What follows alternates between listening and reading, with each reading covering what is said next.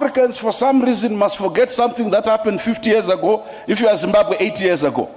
Listen, we must always remind our friends from Europe and elsewhere that slavery was a crime against humanity, as is colonialism and neo-colonialism. That killing Sankara in 1984 because you are opposed to communism and plunging his country into chaos that you are now trying to solve as a problem of poor governance is a shared responsibility. So we will take responsibility for our nakedness. But for goodness sake, a naked emperor cannot lecture us about how to be clothed. And I'll tell you the contradictions. When Europeans first came here, if you come to the south of the continent, ladies did not wear long skirts and they did not cover their top. Then they said, no, that's indecent. So we covered everything, including the head. And then the Europeans have decided to go nude now. Now the dress code in Europe is pre-colonial Africa. And then when our kids try and dress up that way, we say it's an African. We are confused around ownership. So lastly, Chairperson, the taboos.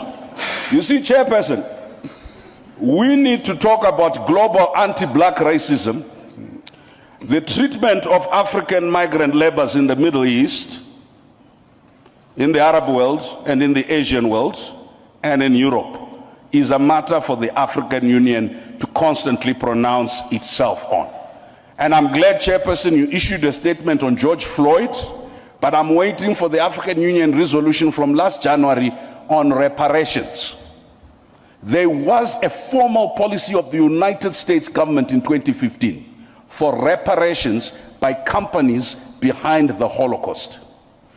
There needs to be, the conversation on reparations is not to be settled by African political elites, right? Today, Zimbabwe is paying back white commercial farmers reparations.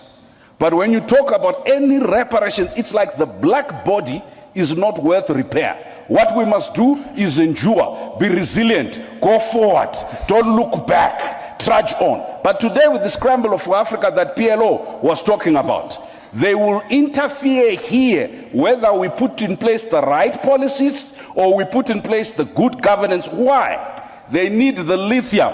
And if your right policy is not consistent with their green energy transition that they control, they will take you out and they will cause instability.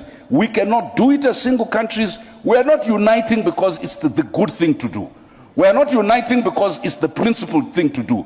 If we don't unite, we will perish. If each one of our small countries, as economically unviable as we are, rush in order to prove distinctiveness, I'll tell you what will happen. We will be so fragmented intellectually, politically. Our institutions will have no meaning. Let me end with something more positive. I think Pan-Africanism flavor is alive today. You adults, you only listen when you have had a few glasses of wine to Afrobeat. And of course, you don't like this thing. They're always singing about body parts and so on and so forth. I want to suggest to you, one of the most revolutionary things that the African Union, under the leadership of the chairperson here, has done is to talk about arts, culture, and heritage, not as entertainment, not as add-on, but as part of imagining the future economy, is to talk about the digital, not as part of little things you do, but as part of building the economy. All that's left now is how do we defend African art, culture, and heritage, not only in Africa, but globally. How do we make sure it is the mainstream of AfCFTA, along with all the other big things we do? And how do we, in the digital economy, make sure we are not consumers of products that are produced elsewhere and not part of the production chain? Okay. If we do that,